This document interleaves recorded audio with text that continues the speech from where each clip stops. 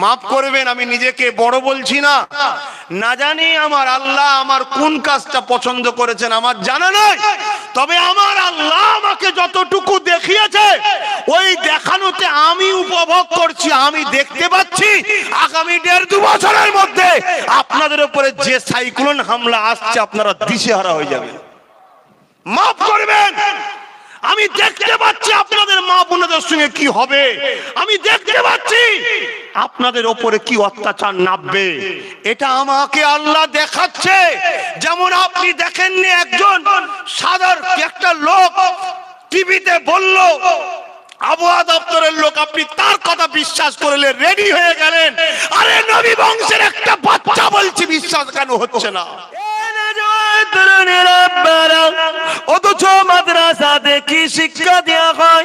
মাদ্রাসায় শিক্ষা দেওয়া হয় আল্লাহর কোরআন, মাদ্রাসায় শিক্ষা দেওয়া হয় নবী মুস্তাফার জীবন হাদিস, নবী মুস্তাফার আদর্শ শিক্ষা দেওয়া হয়।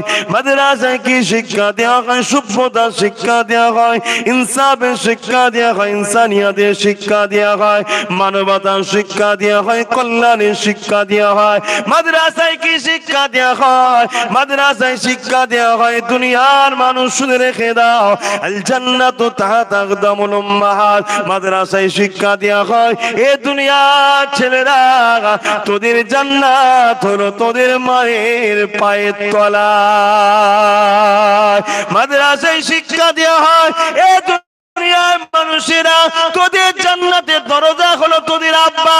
মাদ্রাসায় শিক্ষা কি দেওয়া হয়? মাদ্রাসায় শিক্ষা দেওয়া হয় পুরুষেরা শোনো, স্ত্রীকে তোমাদেরকে দেখাশোনা করতে হবে, তাদের ভরণ পোষণ দেখাশোনার দায়িত্ব তোমার হবে। মাদ্রাসায় কি শিক্ষা দেওয়া হয়? মাদ্রাসায় শিক্ষা দেওয়া হয় কেউ যদি এতিমের মাথায় হাত বোলায়, আল্লাহ নবী বলে সে যেন আমি মুহাম্মদ আমার মাথায় হাত বোলালো। মাদ্রাসায় কি শিক্ষা দেওয়া হয়? কেউ যদি এতিমকে খাওয়ায় সে যেন আমার নবী পাককে খাওয়ালো। মাদ্রাসায় কি শিক্ষা দেওয়া হয়? কেউ যদি এতিমের পরনের কাপড় দেয় সে আমি মুহাম্মদকে কাপড় দিল। আল্লাহ পাক তাদেরকে জান্নাতি লেবাস দান করবে। মাদ্রাসায় কি শিক্ষা দেওয়া হয়? আল মারহুমা মান আব্বা, দুনিয়ায় যে যাকে ভালোবাসবে তার সঙ্গে থাকবে। মাদ্রাসায় কি শিক্ষা দেওয়া হয়? মাদ্রাসায় শিক্ষা দেওয়া হয় লা ইয়ারহামুল্লাহু মান লা ইয়ারহামুন নাস, যে মানুষের উপরে দয়া করে না আল্লাহর দয়া সে পাবে না। মুসলিম হোক, হিন্দু হোক, দলিত হোক, সাঁওতাল হোক, বাগদি হোক, মানুষ মানুষ মানুষ যে মানুষের উপরে দয়া করবে আল্লাহর দয়া সে পাবে। তোমার সামনে একটা অমুসলিম গরিব এসেছে, ক্ষুধার্ত রয়েছে, তুমি তার ক্ষুধার্ত নিবারণ করো, আল্লাহ তোমাকে জান্নাতি খানা খাবে। তোমার সামনে একটা অমুসলিম বোন এসেছে, ভাই এসেছে, তারপর ওনার কাপড় শীতের কাপড় দাও, আল্লাহ তোমার সম্মানকে বাড়িয়ে দেবে।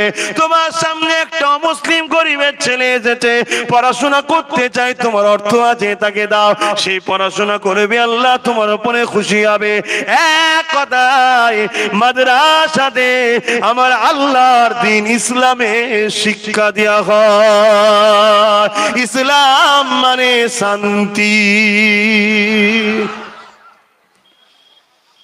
এই মাদ্রাসার যারা বিরোধী করে কোন অংশে এরা জালিম বা জালিমদের দলভুক্ত নয়, এটা আপনারা কেউ অস্বীকার করেন? কথা বলুন।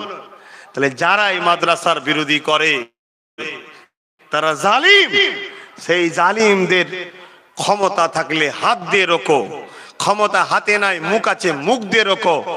মুখে ক্ষমতা নেই, তাদেরকে অন্তর থেকে ঘৃণা করো, এইটুকু তো থাকা দরকার রে বাবা। কিন্তু আমাদের ঘরে, ছেলেদের ঘরে কি দেখছি? মাদ্রাসার দুশ্মনদের ঘরে আমরা শক্তিশালী করে তুলছি, মাদ্রাসার দুশ্মনদেরই আমরা বাহবা দিচ্ছি, মাদ্রাসার দুশ্মনদেরই মুখের সামনে বসে আছি, মাদ্রাসার দুশ্মনদের দিকেই আমরা তাকিয়ে থাকি, মাদ্রাসার দুশ্মনদের ডাকেতেই আমরা সাড়া দিই, অথচ বলি আমরা নবীর উম্মত। লজ্জা লজ্জা লজ্জা। আর আপনাদের আম মানুষকে কি বলবো? আমাদের মতো বড় বড় মৌলানা বক্তারা সব যে বসে আছে মাদ্রাসার দুশ্মনদের সাথে। কত জায়গায় খোঁজ নিয়ে দেখুন মাদ্রাসার সম্পদগুলোকে লুটে পুটে সব খেয়ে শেষ করে দিচ্ছে। কত জায়গায় দেখুন একটা ভালো জায়গা, অনেক দামি সম্পদের উপর হয়তো মাদ্রাসা হয়েছে, বড় প্ল্যান করে মাদ্রাসাকে ভেঙে দিয়ে ওই জায়গাটাকে প্রমোটিং করার প্ল্যান হচ্ছে অনেক জায়গায়। আমার কথা কি আপনারা বেজার হচ্ছেন? আপনাদের মহল্লায় যে আজানটা হয়ে যাক, 4টে পর্যন্ত মাহফিল হবার কথা, না আগে ছেড়ে দেবো? তাহলে একটু বসুন, আজান হচ্ছে, আজানটার জবাব দিন। ওহ, মানুষগুলো যেভাবে ছড়িয়ে ছিটিয়ে আছে, বসলে মাহফিলের মানান আরো বাড়তো, কিন্তু বোঝে না। কি করা যাবে? লাও বাবা, আশহাদু আল্লা ইলাহা ইল্লাল্লাহ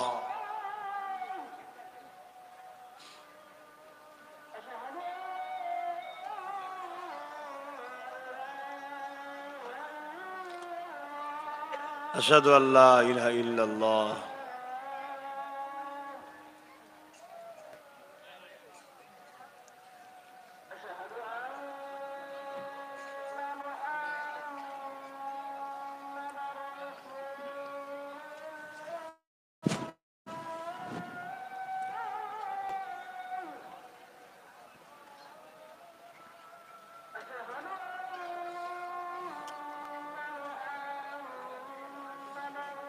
সাল্লাল্লাহু আলাইহি ওয়া সাল্লাম।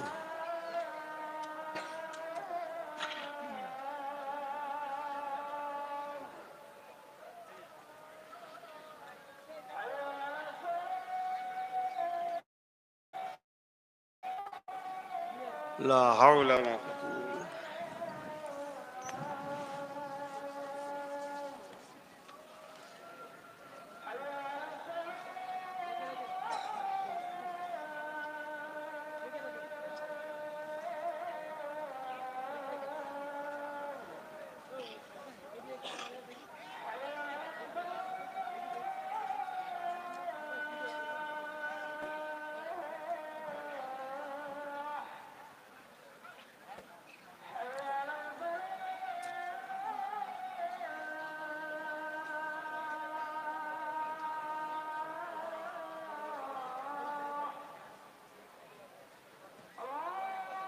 আল্লাহু আকবার, আল্লাহু আকবার।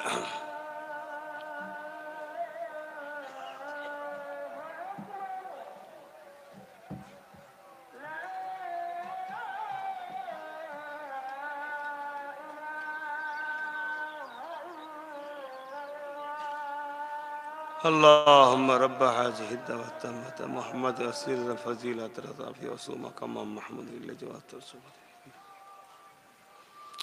درود شريف اللهم صل على سيدنا مولانا محمد وعلى آله سيدنا। বাপ ভাইরা, ইসলাম ধর্মের আলোচনার মাহফিল, তাই তো নাকি? তো মসজিদ মাদ্রাসা বাদ দিয়ে কি ইসলাম ধর্ম নাকি? তাহলে মসজিদ মাদ্রাসা কোরআন হাদিসের আলোচনা হবে না হবে না? তাই মাদ্রাসার উপরে জুলুম হচ্ছে, এটা সত্য না মিথ্যা?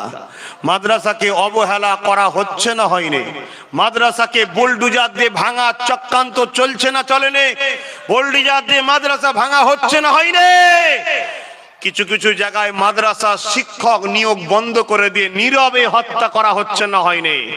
অতএব যে বুলডোজার দিয়ে ভাঙছে সেও যেমন মাদ্রাসার দুশমন, আর যে শিক্ষা নিয়োগ বন্ধ করে দিয়ে মাদ্রাসাকে নীরবে হত্যা করছে সেও মাদ্রাসার দুশমন।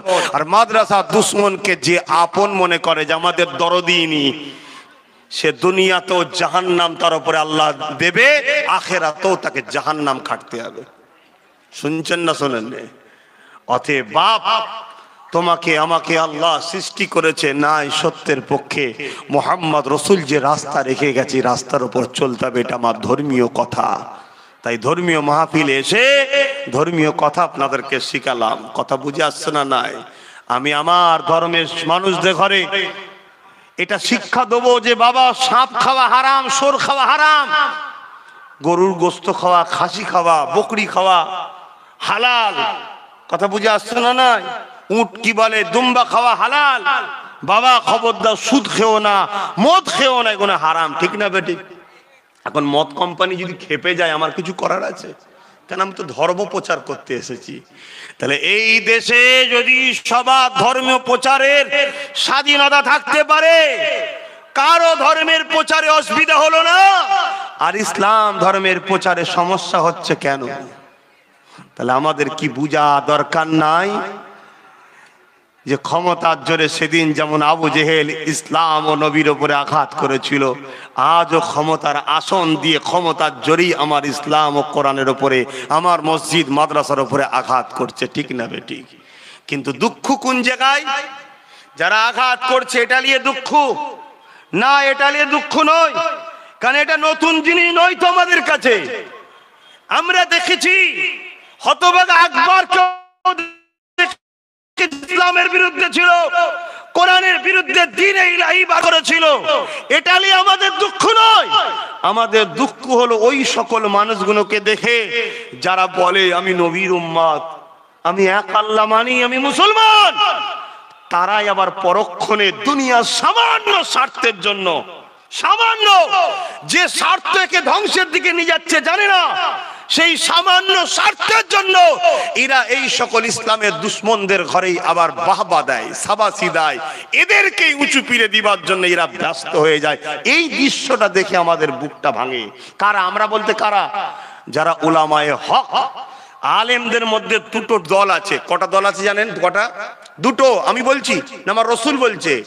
একটা হলো বেহিসাব জান্নাতে যাবে যারা উদ্দেশ্য রসুলের দ্বীনের পক্ষে, আল্লাহর পক্ষে, তারা বেহিসাব জান্নাতে যাবে।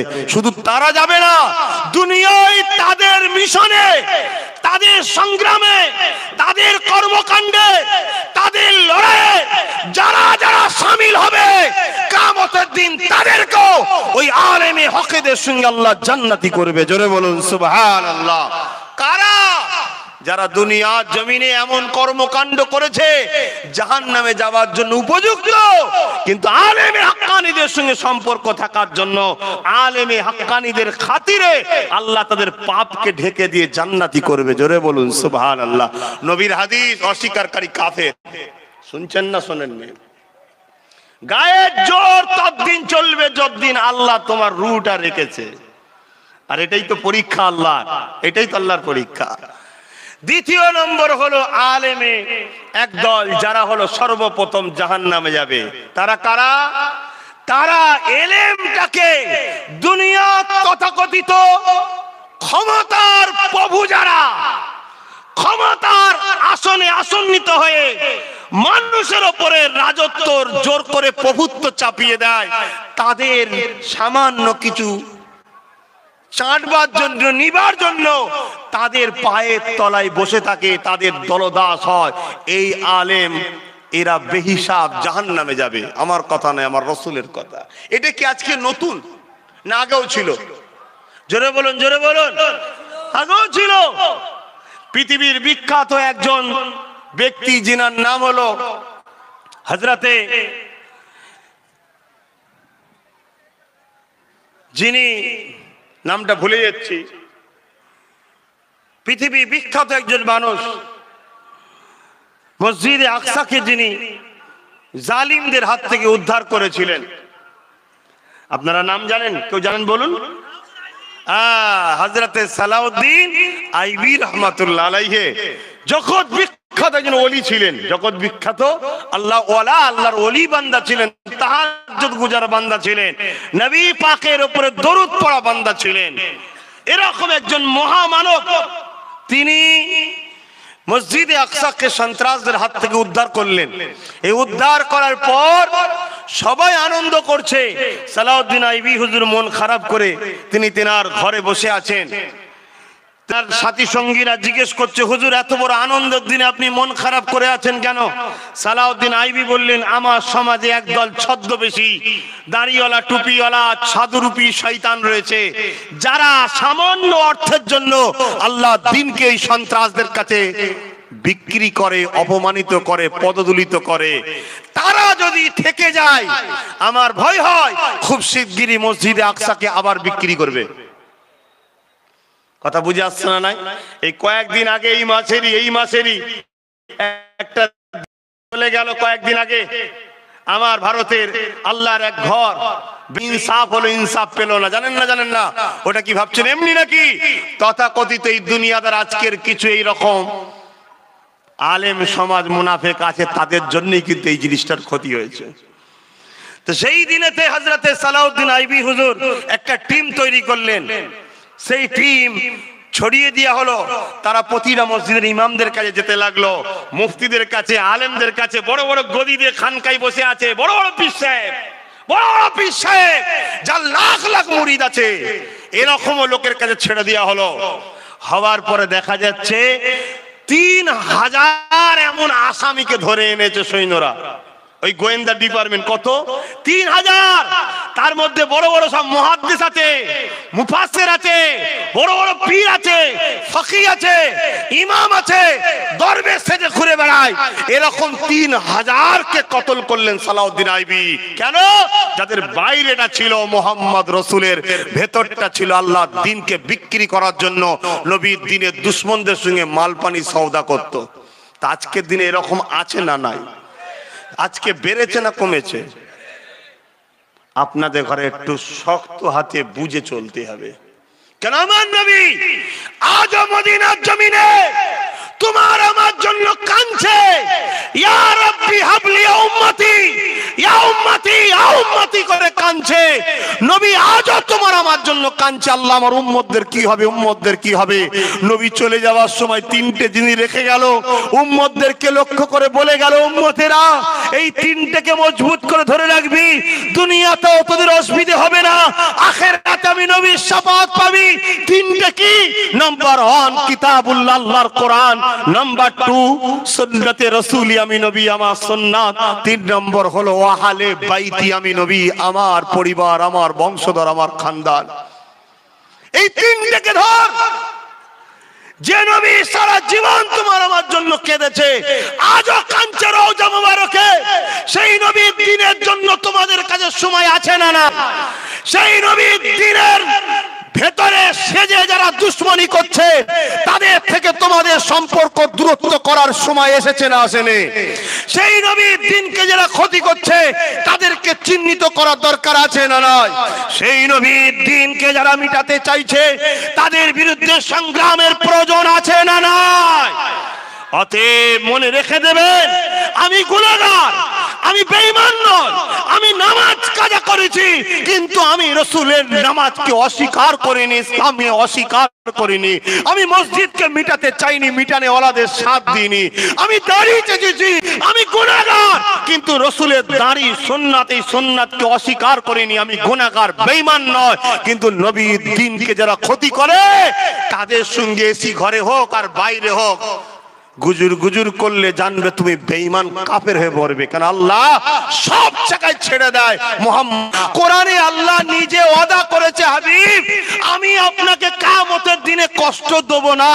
এমন একটা লোককে আপনি দেখতে পাবেন না যে জান্নাত যাচ্ছে, যে দুনিয়ায় আপনার বিরুদ্ধে খারাপ মন্তব্য রেখেছিল, আপনার সঙ্গে বুকস করেছিল, বা আপনার সঙ্গে যে খারাপ সম্পর্ক করেছিল, তার সঙ্গে বন্ধুত্ব রেখেছিল, এমন একটা লোক আমার জান্নাতে যাবে না। এটা আমি আমার কসম, আমার জাত পাকের শপথ দিচ্ছি। আল্লাহ কোরআনে নিজে ঘোষণা দিচ্ছে। অতএব আল্লাহ তার হাবিবকে কত ভালোবাসে চিন্তা করো। তাই আপনাদেরকে বাঁচাবার স্বার্থে দম টেনে বার করে নিচ্ছে মাইক, তারপরও আপনাদেরকে বুঝাচ্ছি। জানতে পাচ্ছি না আওয়াজ পৌঁছাচ্ছে কিনা। আওয়াজ যাচ্ছে আপনাদের কাছে? কথা আমার বুঝছেন মাইকের আওয়াজে? আমি কি বলেছি বুঝতে পাচ্ছেন? অতএব বাপ, হুজুর তুমি শুধু নামাজ পড়ো, তসবিহ পড়ো, এটা নাম ইসলাম নয়। ইসলাম একটা কমপ্লিট নাই সত্যের উপরে জীবন গড়ার নাম ইসলাম। জোরে বলুন সুবহানাল্লাহ। তাই আমার ডিউটি, আমার দায়িত্ব, আমার নবীর বাণীকে আপনাদের কাছে পৌঁছে দেয়া। আপনারা যে যে আমার পিছনে দাঁড়াবেন, তাদের ঘরে নিয়ে রাসূলের রাস্তায় চলা। কেউ যদি নাও আসে, একাই চলবো, একাই চলবো, এটা আমার ডিউটি, এটা আমাকে চলতে হবে, না হয় আমাকেও জাহান্নামে যেতে হবে। পীরের বেটা বলে আল্লাহ ছেড়ে দেবে এমন কোন শরিয়ত নাই। শুনছেন না শোনেননি? তাই আপনারা যদি মনে হয় যে আব্বাস সিদ্দিকী রসুলের পক্ষে, হকের পক্ষে, ইনসাফের পক্ষে, মানবতার পক্ষে, কল্যাণের পক্ষে। সে দালাল নয়, বিক্রি হয়নি, চোর নয়, ইসলামের দুশ্মন নয়। মানুষ জাতির ক্ষতি চাই না, তাহলে আপনাদের জন্য জরুরি আব্বাস সিদ্দিকীর নেতৃত্ব মেনে নিতে হবে। অর্থাৎ তিনি কোরআন সুন্নাহ অনুযায়ী রাস্তা দেখাচ্ছে, ওই রাস্তা মেনে নিতে হবে। কেন রাসূল বলেছেন কিয়ামতের শেষ দিন পর্যন্ত কুরাইশের হাতে ঝান্ডা থাকবে। আলহামদুলিল্লাহ, কুরাইশ বংশের বাচ্চা আপনাদেরকে দাওয়াত দিলাম, আমার সাথে ছিলেন, আছেন। যতদিন আমি হকের পক্ষে থাকব, আল্লাহ যেন মৃত্যু পর্যন্ত রাখে, বলুন আমিন। ততদিন আপনারা আমার সাথে জুড়ে থাকবেন। আল্লাহকে সাক্ষী রেখে বলছেন, এ হাত তুলে রাখুন, হাত নামাবেন না। এ হাত আমি কি দেখতে পাচ্ছি? কে কটাকে চিনি বলেন না, দেখতে পাচ্ছি। কিন্তু আপনারা কাকে সাক্ষী রাখছেন? জোরে বলুন, কাকে সাক্ষী রাখছেন? কাকে সাক্ষী রাখছেন? হাত নামান। কাল যদি আমার মতো একজন কেউ এসে বলে হাত তুলে বলো আব্বাস সিদ্দিকীর বিরুদ্ধে, বা সেখানেও হাত তুলবেন তো নাকি? সব থেকে উত্তম আজকে একটা কথা বলে যাচ্ছি, বাপ, এটা শরিয়াতেরই কথা। ভালোবাসো সবাইকে, মানো একজনকে। ভালোবাসো সবাইকে, মানো একজনকে। কটাই ইমাম আমাদের? বলুন বলুন বলুন। মানি কটাকে আর ভালোবাসি কটাকে? চারটাকে। অতএব বাপ, আপনারা আম মানুষ, আপনারা কোনো মুফতি, কোনো মৌলানা, কোনো ইমাম, কোনো পীর সাহেব, কোনো পীরজাদাদের সমালোচনা করবেন না। যদি আমাকে ভালোবেসে থাকেন, আমার সঙ্গে আসুন, আমার সঙ্গে উঠুন। আমি ডায়ে, আপনি ডায়ে, আমি বাঁয়ে, আপনি বাঁয়ে, আমি সামনে, আপনি সামনে, আমি পিছনে, আপনি পিছনে, যেদিকে আমি সেদিকে আপনি। এইভাবে যদি ভালোবাসতে পারেন, আমার সঙ্গে জুড়ে থাকুন। বাকি কারো কাছে যেতেও হবে না, ভালোবাসা দেখাতেও হবে না, আর সমালোচনাও করতে হবে না। কেন? আপনারা আম মানুষ।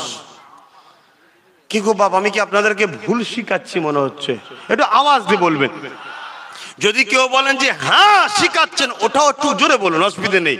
আমি কি আপনাদেরকে ভুল শিখাচ্ছি? কেন বাপ? আপনারা আম মানুষ, খেটে খান, খেটে খান।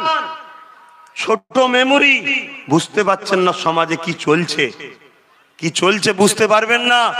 লোহা কিন্তু খুব শক্তিশালী জিনিস, লোহা খুব মজবুত জিনিস, লোহা অনেক পাওয়ারফুল জিনিস। কিন্তু লোহার কোনো দিন ক্ষমতা নাই। কোনো জিনিসকে ক্ষতি করতে পারে, কোনো জিনিসকে কাটতে পারে, কোনো জিনিসকে কিছু করতে পারে, ক্ষমতা আছে লোহার। কিন্তু ওই লোহায় আবার বিরাট ক্ষমতাশালী হবে যখন ওর পিছনে একটা বাঁট দেওয়া হবে। কথা বুঝছেন না, বোঝেন না? তাহলে এই কম ভালো তারে বোঝো, কখনোই আমাদের ক্ষতি করার ক্ষমতা নাই। যারা প্রকাশ্য আবু জেহেল, উতবা, সাইবার মতো, তাদের ক্ষমতা নাই। কিন্তু যখন ওই আবু জেহেল, উতবা, সাইবার পিছনে একটা আমাদেরই কেউ বাঁট হয়ে দাঁড়াবে, তখন কিন্তু আমাদের বিশাল ক্ষতি করবে। তাই আপনাদেরকে এটা বলার দায়িত্ব ছিল, বলে গেলাম। তবে আল্লাহ মাফ করুক, আল্লাহ মাফ করুক। আমরা মিডিয়াতে শুনি নিম্ন চাপ উঠছে, অমুক দিনে অমুক সাইক্লোন আসবে, অমুক আমফান আসবে, বুলবুল আসবে, কি কমনে সব শুনছি। কথা বুঝছেন না, বোঝেন না? আরে এর থেকেও মারাত্মক বিপদ আপনাদের কাছে আসছে। সেই নিম্ন চাপটা দেখা যাচ্ছে, আপনি আপনার চোখে দেখতে পাননি। যেমন মিডিয়া খবর দিলে বোঝা যায় আরব সাগর থেকে একটা নিম্নচাপ উঠেছে, সাইক্লোন উঠেছে, দুদিন পর পশ্চিম বাংলায় আসবে, তারপর আমরা জানতে পারি, ঠিক না বেঠিক? আপনি কি দেখতে পান? তাদের মেশিন লাগানো আছে, তারা দেখতে পায়। মাফ করবেন, আমি নিজেকে বড় বলছি না, না জানি আমার আল্লাহ আমার কোন কাজটা পছন্দ করেছেন আমার জানা নয়। তবে আমার আল্লাহ আমাকে যতটুকু দেখিয়েছে, ওই দেখানোতে আমি উপভোগ করছি, আমি দেখতে পাচ্ছি আগামী 1.5-2 বছরের মধ্যে আপনাদের উপরে যে সাইক্লোন হামলা আসছে, আপনারা দিশেহারা হয়ে যাবেন। মাফ করবেন, আমি দেখতে পাচ্ছি আপনাদের মা বোনদের সঙ্গে কি হবে, আমি দেখতে পাচ্ছি আপনাদের ওপরে কি অত্যাচার নামবে। এটা আমাকে আল্লাহ দেখাচ্ছে। যেমন আপনি দেখেননি একজন সাধারণ একটা লোক টিভিতে বলল আবহাওয়া দপ্তরের লোক, আপনি তার কথা বিশ্বাস করলে রেডি হয়ে গেলেন। আরে নবী বংশের একটা বাচ্চা বলছি, বিশ্বাস কেন হচ্ছে না? কেন বিশ্বাস হচ্ছে না? আপনারা কি চোখের সামনে দেখতে পাচ্ছেন না? জাহানটাকে এত ঘৃণা করে কেন? মাদ্রাসাকে এত ঘৃণা করে কেন? টুপিকে এত ঘৃণা করে এই জন্য ঘৃণা করে, এটা মুহাম্মাদের সঙ্গে জুড়ে আছে তাই। আপনাকেও ঘৃণা করা হয় মুহাম্মাদের সঙ্গে জুড়ে আছেন বলে তাই। কিন্তু আপনার দ্বারা এখন কিছু কাজ লিবার আছে, তাই আপনাকে বাঁট হিসাবে ইউজ করা হচ্ছে। যখন প্রয়োজন হয়ে যাবে, ওই লোহাটারও প্রয়োজন নেই আর বাঁটটারও প্রয়োজন নেই, টেনে ফেলে দেবে। লোহা জং খাবে, বাঁটে ডেমক খাবে। আমিও এসব কথা না বলে দুটো কথা বলে চলে যেতে পারতাম, কিন্তু কিয়ামতের দিন আল্লাহর কাছে ধরা পড়তে হবে আমাকে।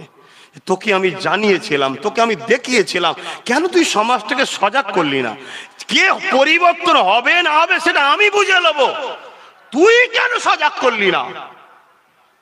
তাই আমি বলে যাই, ইসলামকে ঘৃণা যারা করে, ইসলামকে অপছন্দ যারা করে, তারা ইসলামের ঘরে সন্তানদের ঘরেই অপছন্দ করে। তুমি যতই মডার্ন সাজতে চাও, এই ভারতবর্ষে রিসেন্ট ঘটে গেল না, একজন কোরআনের বিরুদ্ধে কেস করেছিল, জানেন না? জানেন না? শত শেষে সে ইসলাম থেকে বেরিয়ে গেল। শত শেষে কি হলো? বেরিয়ে যাওয়ার পরও তার মর্যাদা পেল না। কেন? তার কোন একটা দিন ইসলামের সঙ্গে সম্পর্ক ছিল, তাই বেরিয়ে যাওয়ার পরও তার আশ্রয় নেই। তুমি কি ভাবছো আমি নামাজও ছেড়ে দেবো, রোজাও ছেড়ে দেবো, মডার্ন হয়ে যাবো? আরে বাঁচতে পারবে না, বাঁচতে পারবে না। তোমাকে ঘৃণা করা হবে। তোমার চোখের সামনে তো প্রমাণ হলো। জানেন না, একজন বেরিয়ে গেছে ইসলাম থেকে। খবর রাখো না রাখোনি? মোবাইল গুনলে কি করো?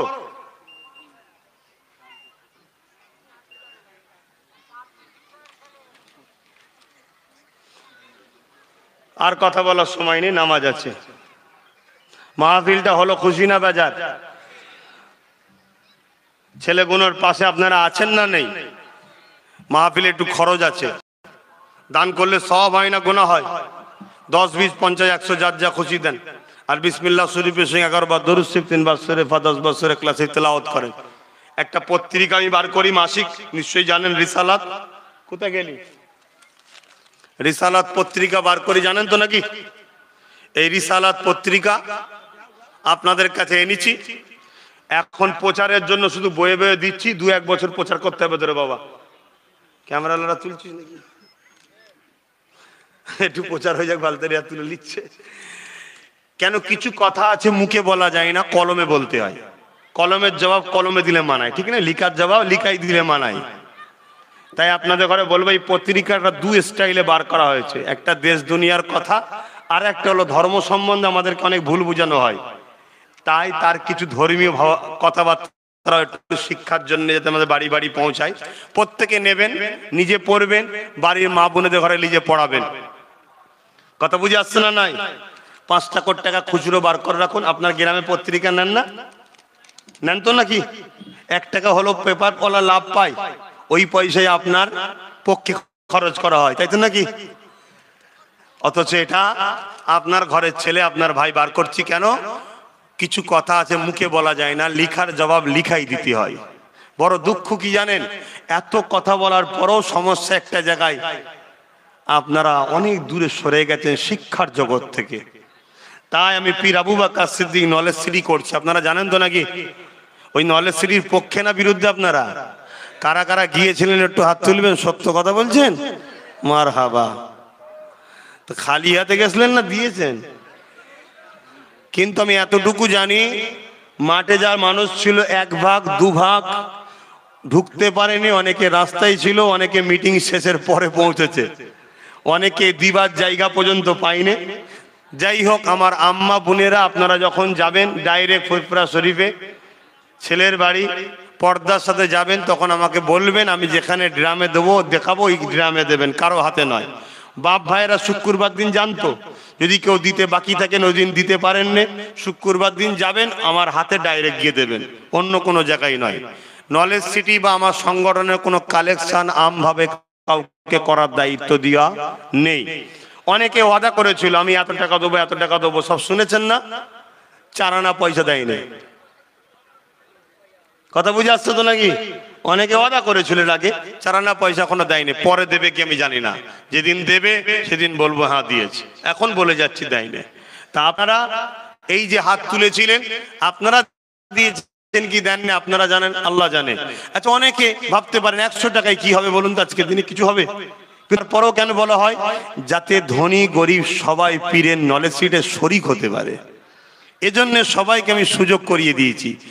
বাপ আপনার 100 টাকায় আর একটা ইঁটে কিচ্ছু হবে না আজকের দিনে, এটা মনে রাখবে। তো যাই হোক, আপনারা ওই পত্রিকাটা নেন আর এই মাহফিলের জন্য যা যা খুশি একটু শরিক হন। কি বলছো?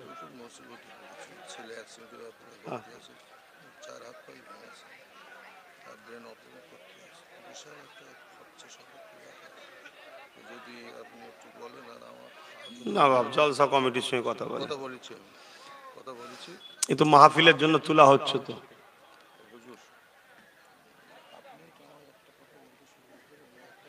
বাপ আমি এক্ষুনি দোয়া করছি, তারপরে বলবেন খুনি। কোথায় গেল কালেকশন ছেলেগুলো? কোথায় গেল কমিটির ছেলেগুলো কই? বাপ দিচ্ছেন তো যার যা খুশি এই মাহফিলের জন্য। বাপ কি জন্য দিচ্ছেন? মাহফিলের জন্য। আসেন, ইয়া নবী সালামুন।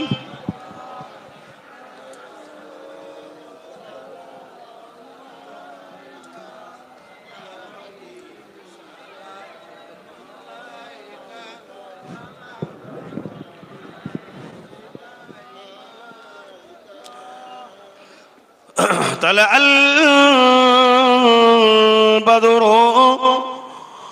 علينا من شنيعة الوداع